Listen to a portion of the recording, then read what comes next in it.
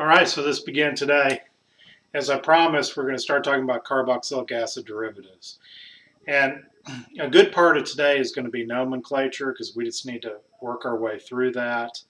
Um, what you'll see is the nomenclature of these derivatives is really uh, comes from the carboxylic acid name, which you would expect because these are called carboxylic acid derivatives because they are all derived from carboxylic acids. And we're going to see in the preparation reactions how, we can take a carboxylic acid and transform it into these derivatives, but we're also going to see that we can transform between the different carboxylic acid derivatives. But first, nomenclature, and just kind of a general discussion of reminding ourselves what the structure of a carboxylic acid derivative is.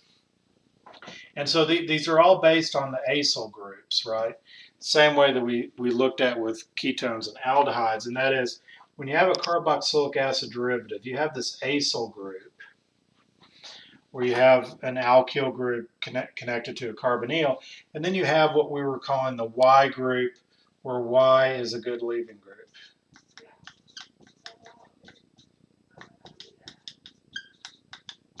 And remember, this is going to govern the reactivity of the carboxylic acid derivative because instead of doing the addition reactions like we just saw with ketones and aldehydes where we had an R or an H attached here, now we have a leaving group. So this will actively do substitution and leave us with a carbonyl compound where the nucleophile is just substituted for that Y. Okay, and so basically for Y to be a good leaving group, it must support a negative charge. And in order for it to support the negative charge, that means it's going to be an electronegative element, something like O or N or X, one of the halides, for example. Okay, and so on that list of things, then we know that this functionality is a carboxylic acid. This is what all these derivatives are related to.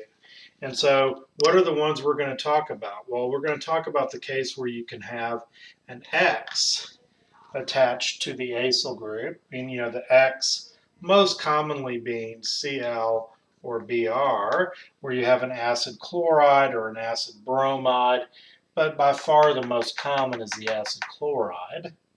All right, so that's one carboxylic acid derivative we're going to talk about. We can also have an acyl group attached to an OR group. Again, oxygen, electronegative, you have a good leaving group here for your Y, and this is an ester. We learned that functionality, okay, but we're going to talk about the reactivity of it now. And by the magic of digital technology, I'm going to erase this because I know you can pause it and make sure you get that all in your notes. And another carboxylic acid derivative we're going to talk about is where you have your acyl group, but then that acyl group is going to be attached to really by an oxygen to another acyl group. And this is an acid anhydride. And commonly you could say it's a carboxylic acid anhydride, but usually we just say acid anhydride, and that covers the name. Okay, and then the last one that we talk about in detail is going to be an amide. And that's where our Y group is a nitrogen, again, electronegative, good leaving group.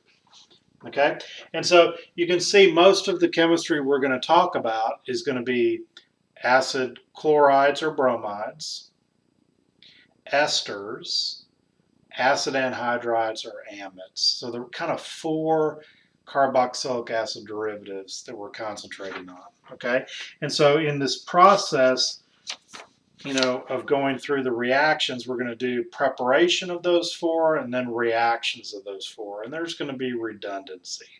But there is one other functionality that we include in this group because it has similar reactivity, and that is nitriles.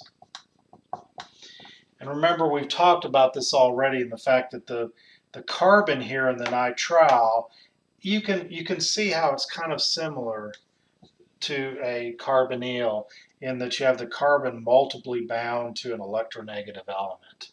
So that means that this carbon is electronegative and the reactivity we're going to see is similar. So nitriles, even though they're not structurally fitting that acyl group with a Y attached, they behave in a similar way, so they're grouped with the carboxylic acid derivatives. All right? So before we move forward to nomenclature, looking at all of these carboxylic acid derivatives, so we can basically say we have 5. So we're going to talk about acid halides, esters, acid anhydrides, amides, and nitriles. Okay? They're all going to go through a reaction, most common, nucleophilic acyl substitution. And that is by nature because this acyl group is attached to the Y. And I know it seems that we're being redundant here, but I'm reinforcing this because this is going to react with a nucleophile. And we're going to talk about several nucleophiles. And when the nucleophile reacts with this, we mechanistically know by now what's going to happen, but basically it's going to be a substitution reaction. And this is what's so important. This is your leaving group, right? And the nucleophile is going to substitute. And it substitutes simply by reacting at that electrophilic carbon and displacing the leaving group Y. And so if we say in our carboxylic acid derivative, we have some Y in the box. And that Y that's in the box is going to be substituted with whatever the nucleophile is.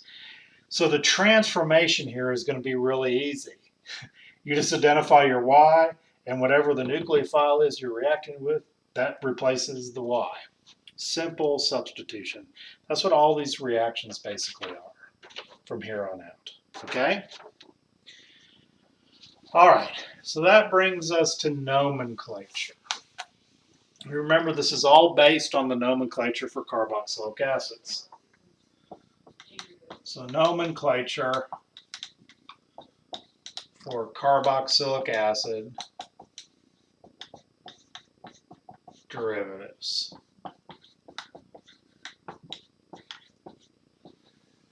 Okay, and so we're going to have to take these one at a time, and we're going to start with acid halides. Okay.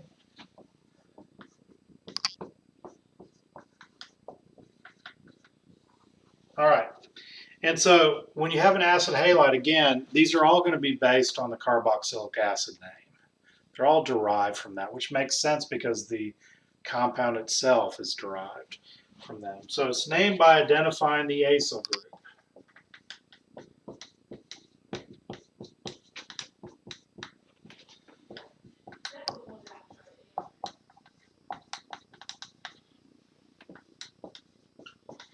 And once you have the acyl group, then the halide. So you're identifying your acyl group and you're identifying the halide. And that's basically has to do with, you're going to say, well, how do I identify the acyl group? The acyl group is going to be, remember, based on the carboxylic acid name. Okay, so the next part of our rule would say the acyl group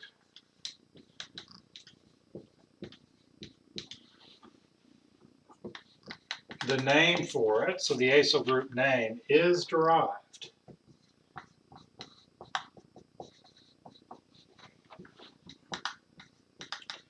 from the carboxylic acid name by replacing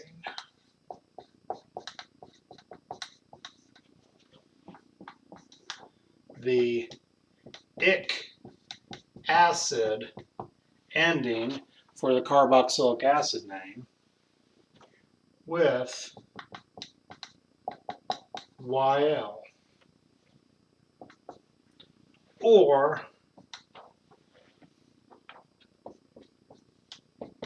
the carboxylic carboxylic acid, and let me make sure I space it, that's 2 words, carboxylic acid ending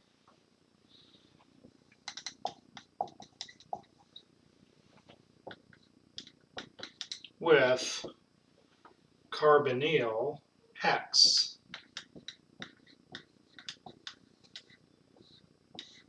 And the X is whatever the halide name is. So if it's a chloride, it's carbonyl chloride. If it's a bromide, it's carbonyl bromide. So you can see within this rule description, you're seeing that if it's a normal situation of an acyclic acid chloride, it's just replacing ic acid with YL. But if it's a substituent name, remember where we used the term carboxylic acid, that ending is going to become carbonyl X. So this paragraph here describes both of the situations we could see. And so let's look at an example of this.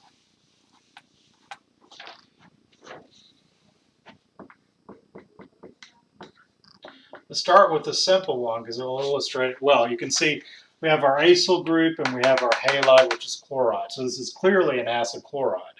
So how are we going to name this? Well, we know that it's from the acetic acid would be the name of this if this chlorine was no H. So everything's derived from the acid name. So that would be acetic acid. Well, remember what we're supposed to do is drop the ic acid. So that leaves the acete, right? And then what did we say we would do? Add YL, and then identify the halide. So the pronunciation of this is, as a chemist, it's acetyl chloride. Acetyl chloride, sure, acceptable, but acetyl chloride is what a chemist would say. Okay, but do you see how that was derived from the acid name? Dropping the ic acid, adding YL, and then the halide name. And so what about one like this?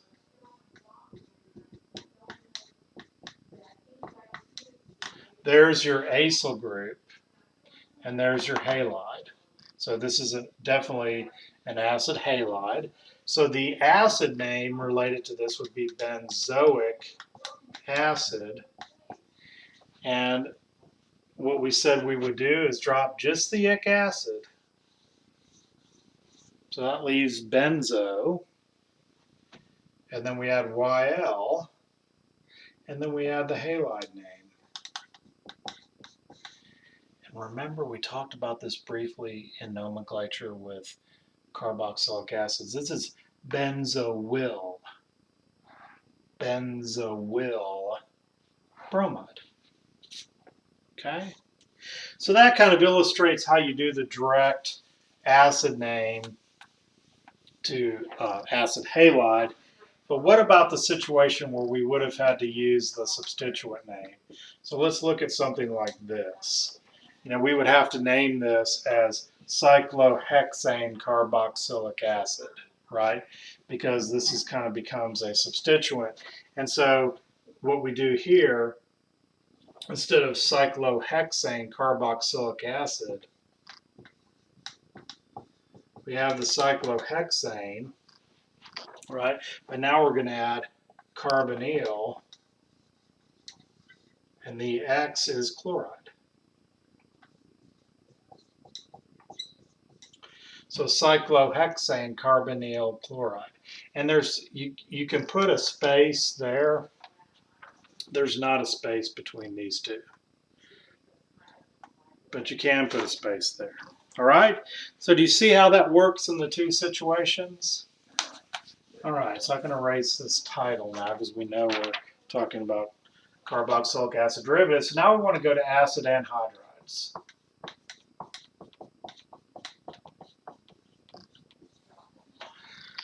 Okay, so these are going to, again, the name is derived from the carboxylic acid name.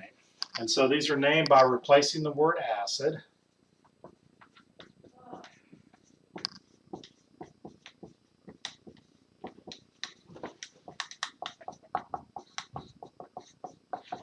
okay, from the carboxylic acid name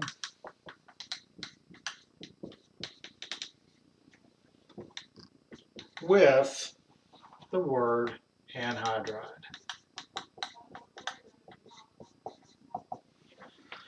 Okay, and that sounds pretty simple because it is. And so in a normal situation where we have an acid anhydride like this, which by the way we're going to commonly see, and you're going to, when we get to the point of preparation and reactions of acid anhydrides, it's very common that they're symmetric. And that's because for the easy preparation of an acid anhydride, they're much easier to make if they're symmetric. And you're going to see that. And so often our acid anhydrides are like this, where you have the same R group on the two acyl groups.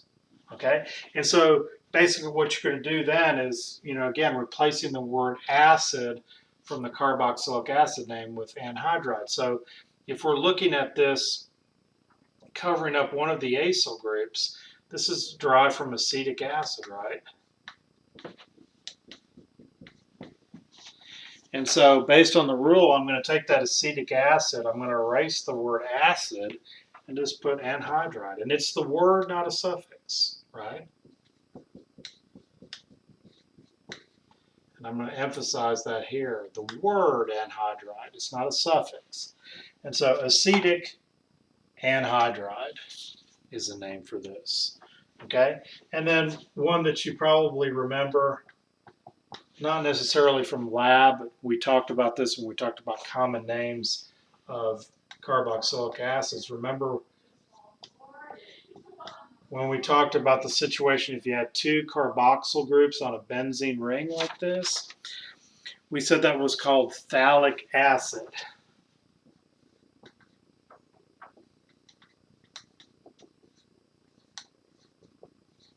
And remember, you could have orthophthalic acid, meta, para.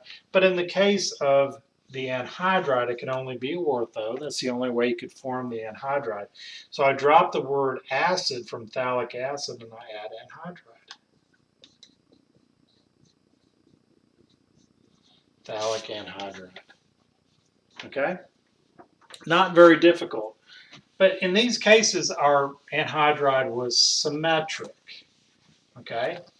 And as I said, a lot of times it's going to be symmetric, but you can also have situations where your anhydride is derived from a carboxylic acid that has substitution on it. Okay, so if the anhydride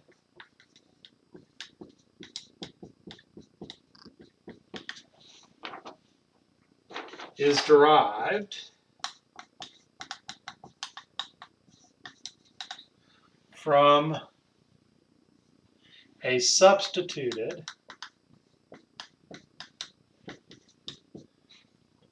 carboxylic acid, okay, it is named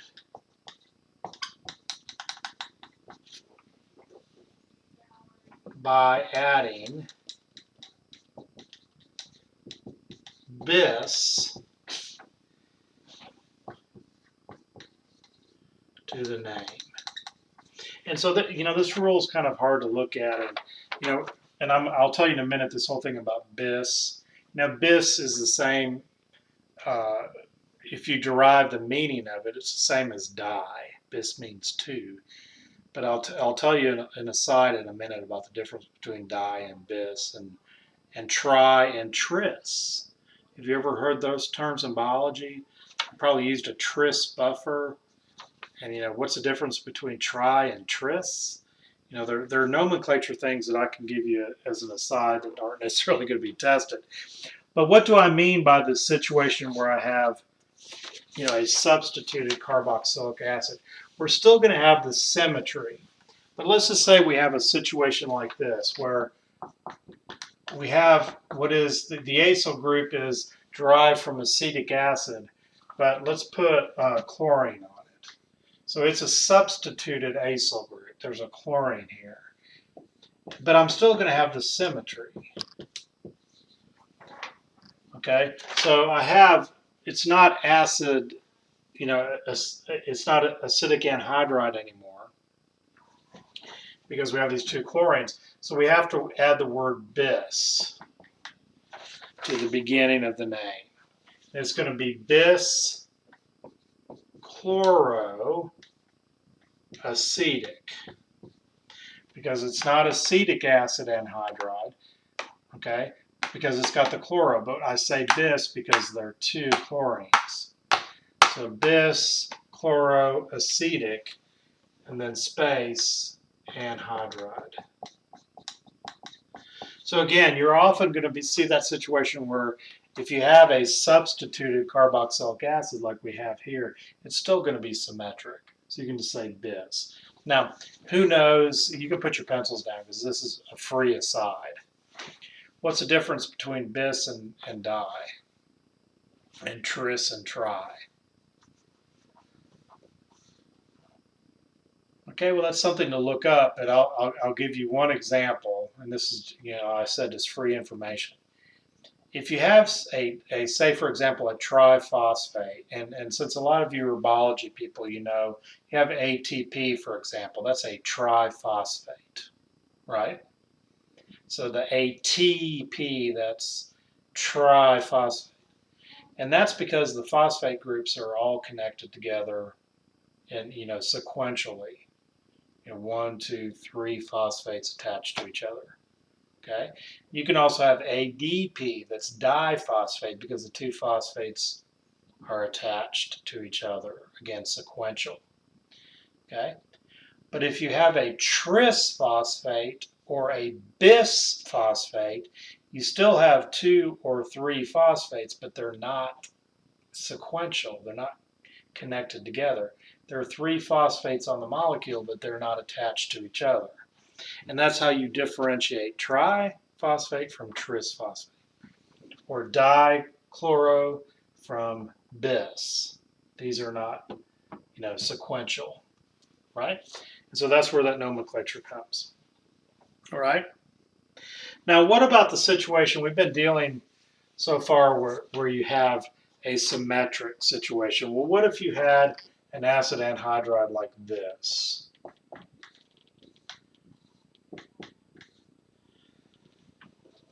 Let's say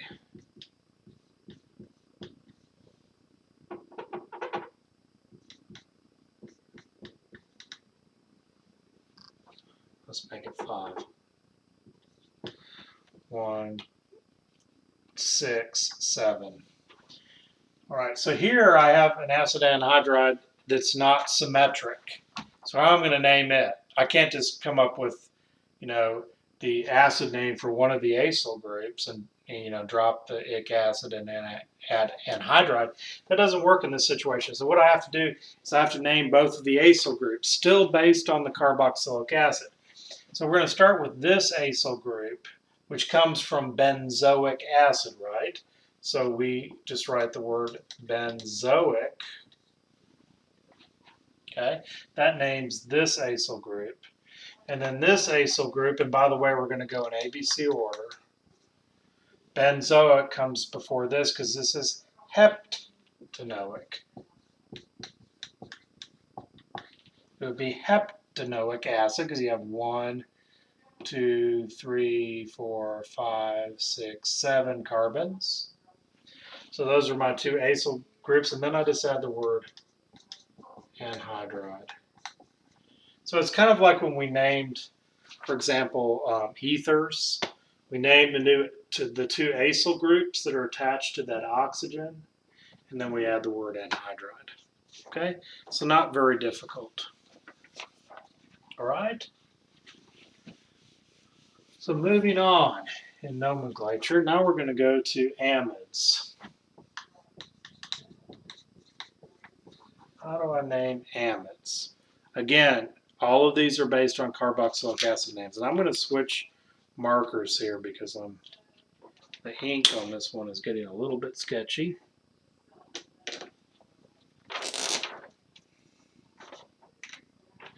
So with an amide, what I'm going to do, again, named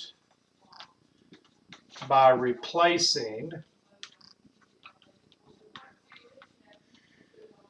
the oic acid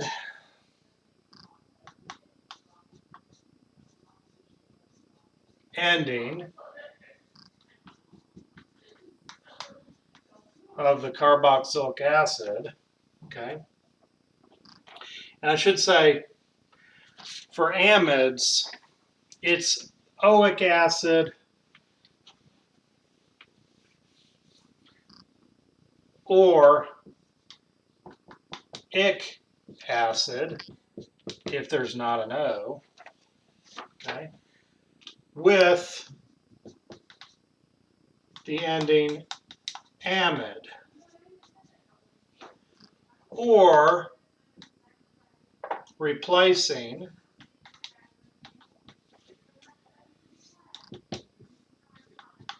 the carboxylic acid ending, and this is of course when it's a substituent name, so replacing the carboxylic acid with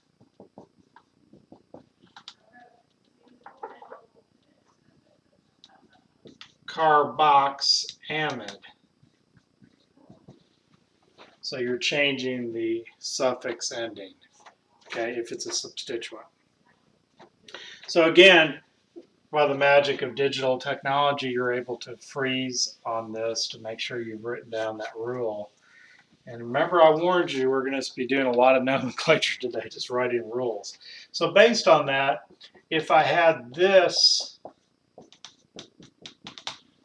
amide, just a really simple amide, the acyl group, remember that's covering up the NH2. This acyl group is named from the acid, which would have been acetic acid. And so again, we either drop the oic acid or the ic acid. So here it's the ic acid that we drop, and then we add the word amide.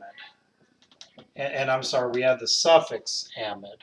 Should make that clear. I said word, suffix. This is, makes one word, okay?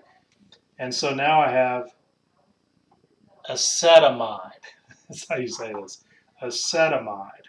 But it's the acet from acetic acid, and then the amide, acetamide.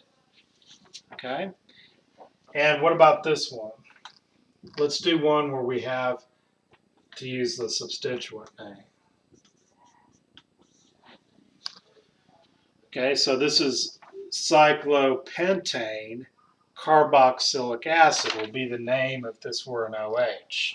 So the acyl group is cyclopentane, and then instead of carboxylic acid, we add carboxamide. And so this becomes cyclopentane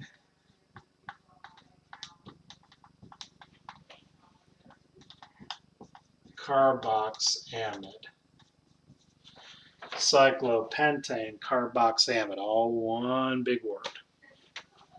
Okay, well, I've kind of cheated here because all I'm basically showing you is when it's what you call a primary amide, where it has NH2 attached. Well, what if there's an R group attached to the N, which is totally possible? That's going to change the nomenclature a little bit. And so we have to address the fact if the nitrogen of the amide is further substituted.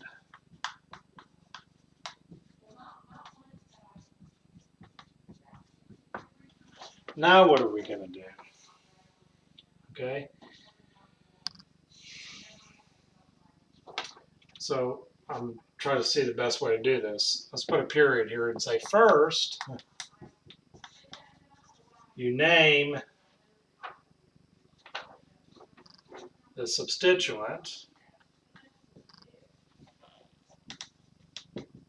on the nitrogen. Okay. Then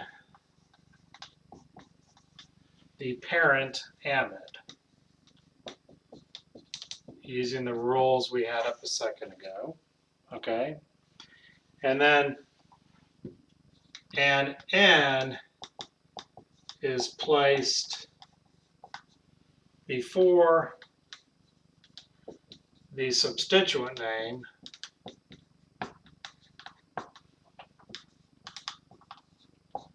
to ID it as being attached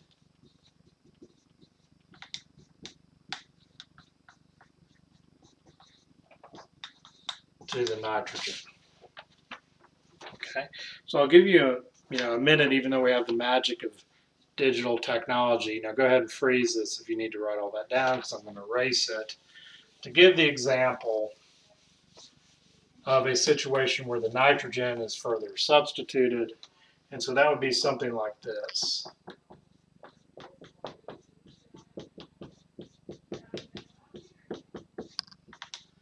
So I have my nitrogen that's attached to the carbonyl to make it an amide, but now I'm going to have, instead of the two H's, I'm going to have a methyl. So here my amide is further substituted.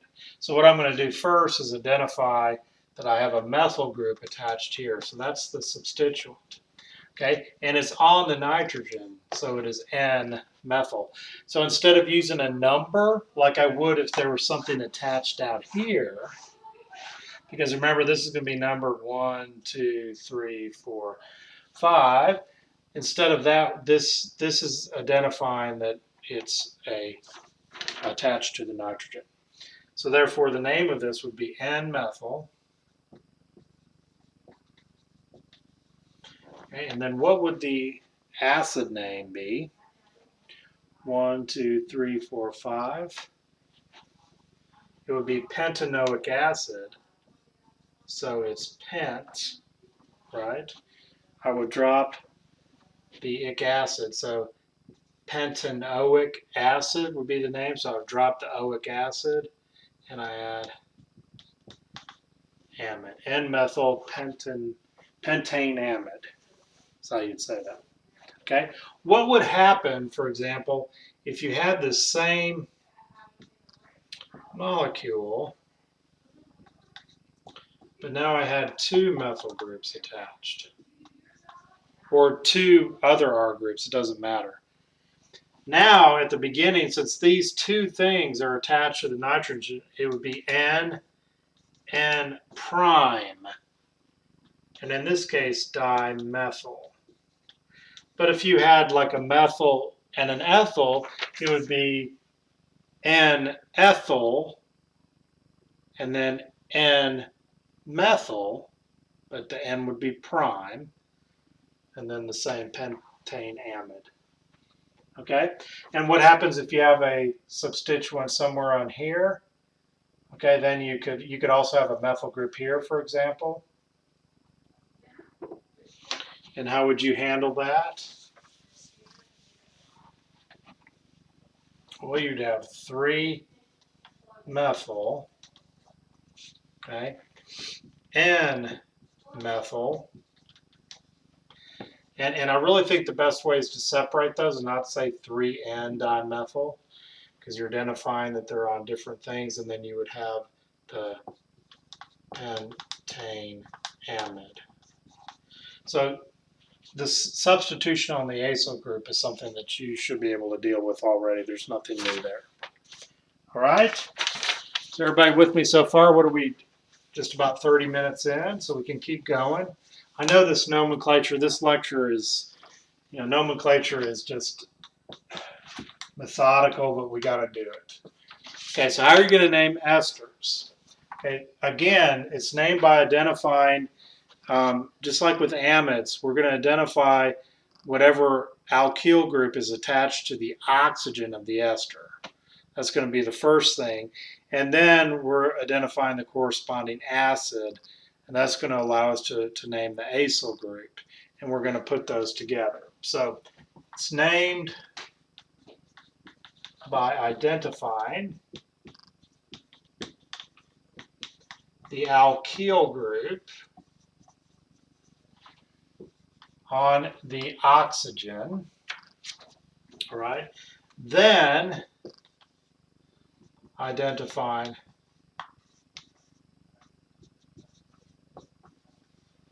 the acid, and then that's just same thing as saying acyl group.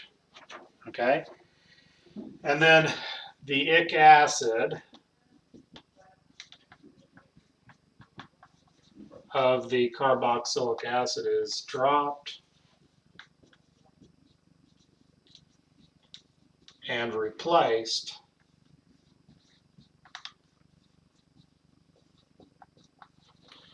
with the ending ate. So the suffix for an ester is ate. Okay? And through the magic of digital technology, y'all can freeze if you need to write that. I'm going to go ahead and erase it. Okay, so example.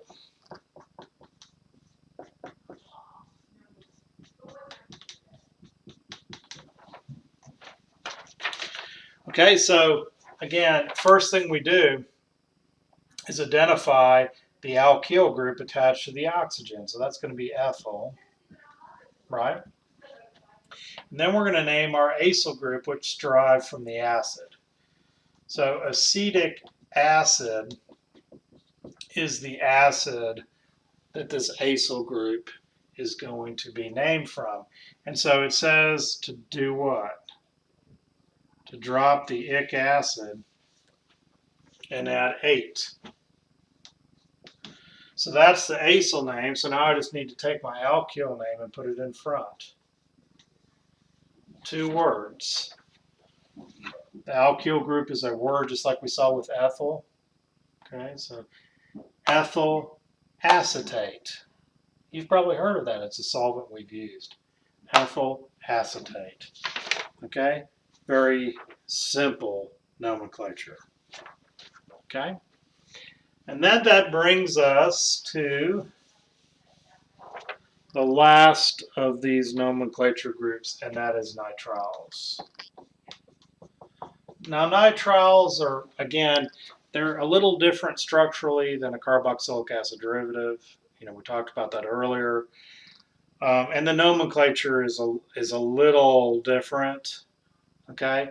And so we have to divide this clearly into, because this is a little different, into acyclic versus it is a substituent where you have something complex, okay? So let's start with acyclic.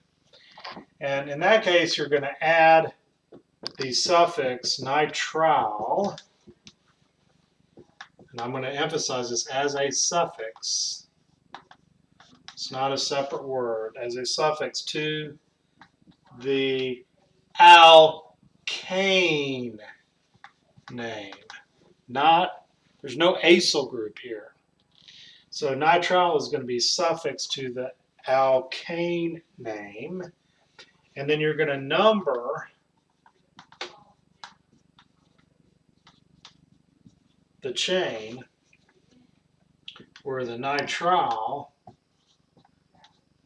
I'm just going to say the nitrile carbon is number 1.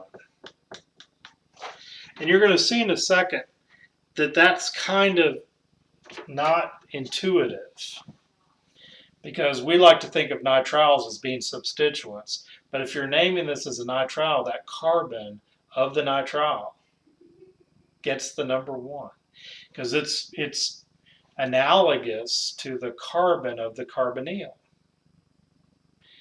Because all of our carboxylic acid derivatives, we start numbering from the carbonyl, right? Because they're all technically terminal functionalities. Okay, so how would I name this? Example here.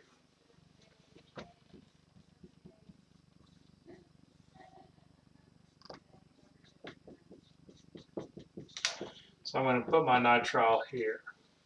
Okay, so remember, we're not basing this off of a carboxylic acid anymore. We're basing it off of the alkane name, and we're going to, longest continuous chain, and we're going to start numbering at this carbon, not at this one.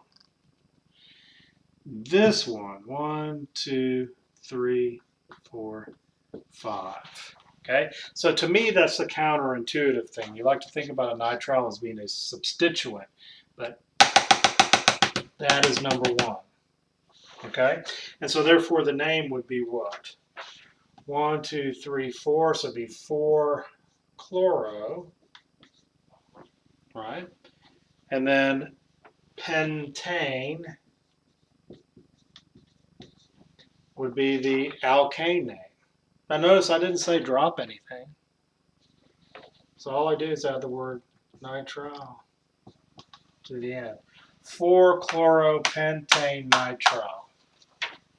Simple stuff, okay? But how about the situation where it's complex? And this is when there are going to be other functionalities present and or substituent, okay? And in this case, they are named as derivatives of carboxylic acids, not with the alkane name. So named as derivatives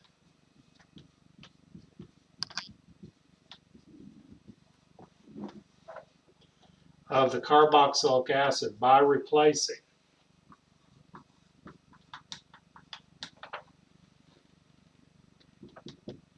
the ic acid suffix or the oic acid substituent, whichever the case is, with O-nitrile or replacing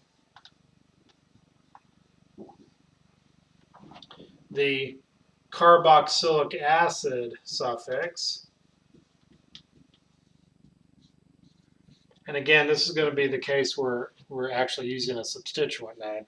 So we're replacing the carboxylic acid suffix with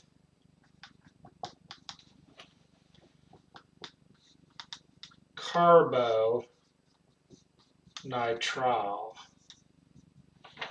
Carbonitrile. Okay? And in these systems,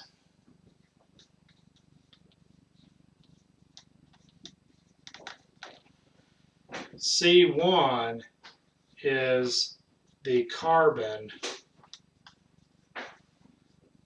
to which the CN is attached. So this is not 1 anymore. The carbon to which this is attached is 1. So the numbering is different. So make sure you see that distinction, and you're going to see it right here when we look at our first example. Okay, so let's do this one first.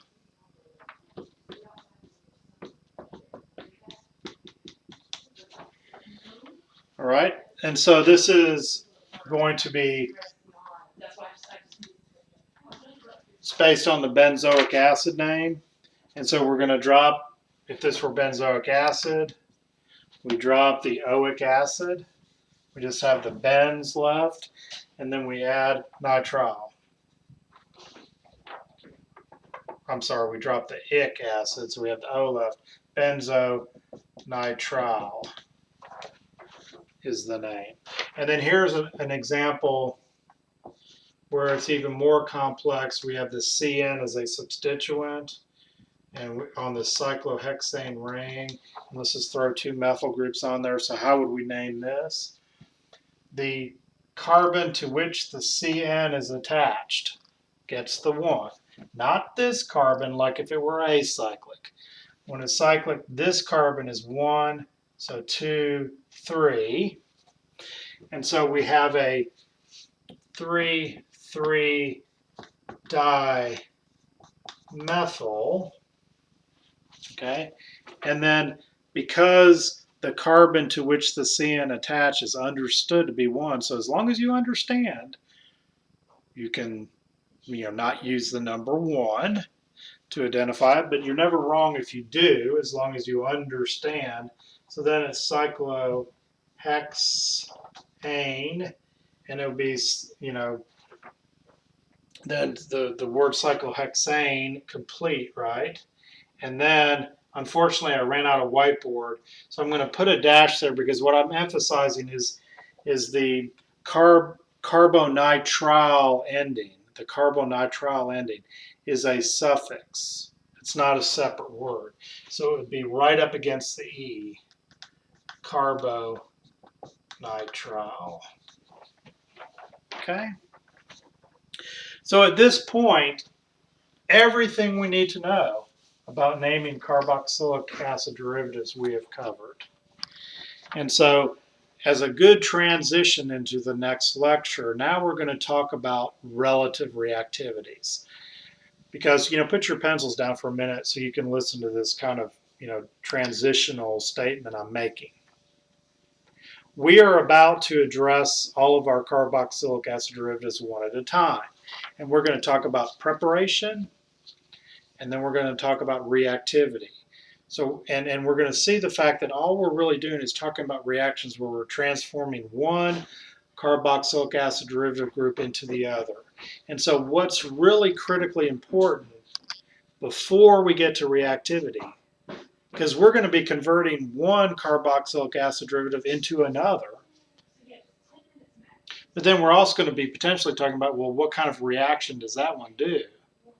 Can it do the reverse reaction?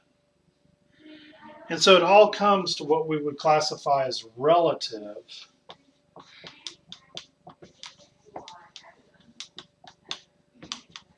reactivity.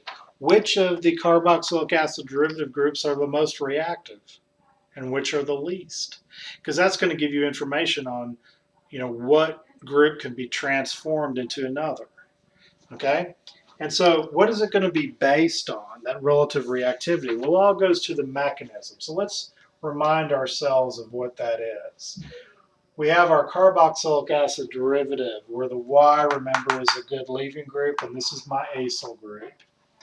And so all that's changing from one group to another is the Y. Okay?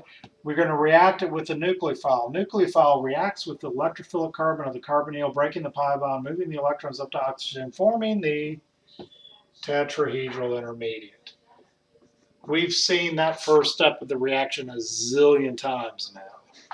So that's going to be easy to identify. So here is my R, here is my Y, and here is the nucleophile that has added in this first step, right? And then these electrons are going to come back in, right, to reform the carbonyl. I could lose Y because it's a good leaving group, right? And that's going to proceed to product. I could also lose the nucleophile because it's possible it's a good leaving group too, but that would just be the reversible step. Okay, so equilibrium is important here, but in the reactions we're going to talk about, it is in fact the Y that leaves as a leaving group, and therefore the result is that you reform your carbonyl, you substitute it in the nucleophile. Now you'll hear me say this a lot. Whatever's in this box, whatever the Y is, whatever's in the box gets substituted with the nucleophile. The product of these nucleophilic acyl substitution reactions are simple because I'm just substituting what's in the box with my nucleophile. It's that simple. But now as far as relative reactivity, as you might imagine, this last step is the fast step. Reforming the carbonyl, losing your leaving group. So that means that this step right here is the rate determining step. Okay, and so that's going to then mean that my relative reactivity is going to be related to how nucleophilic this is and how electrophilic that is. Okay, but there are really two factors we can say that are related to that, to the relative reactivity. So two factors. Both of them play a role, and they're not necessarily mutually exclusive. One of them is sterics. Okay, and that just basically means the R group of your acyl group. That's where you're going to see your sterics. So, is it primary? Is it secondary? Is it tertiary? And that's going to affect the rate, which is going to be most reactive. primary is going to be more reactive than secondary, more reactive than tertiary. And that's just a sterics thing. In other words, is this a methyl group or is it a tert-butyl group? So the more alkyl sterics you have in that R group, the slower the reaction is going to be. Okay? The other example of this, the other factor of this is not sterics, it's electronics.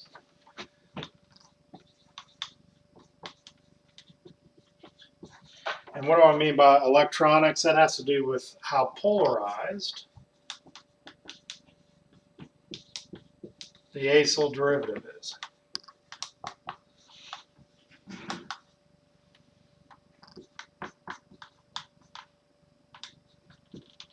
So you could say polarized acyl derivatives are attacked more readily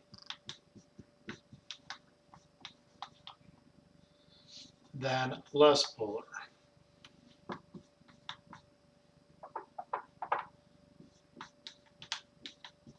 groups. And so that just basically has to do with what? The electronegativity of your situation. So for example, if I were just to make a quick chart of the derivatives we're talking about, the Y group that's attached, the more electronegative it is, the more polarized and the more reactive. So that means that your acid chlorides or acid bromides are going to be the most reactive, right? And then comes acid anhydrides. Then comes esters. And then comes amides.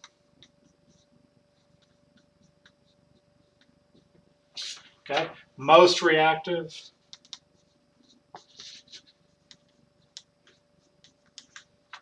least. And then within each of these derivatives, you also have the situation where sterics play a role.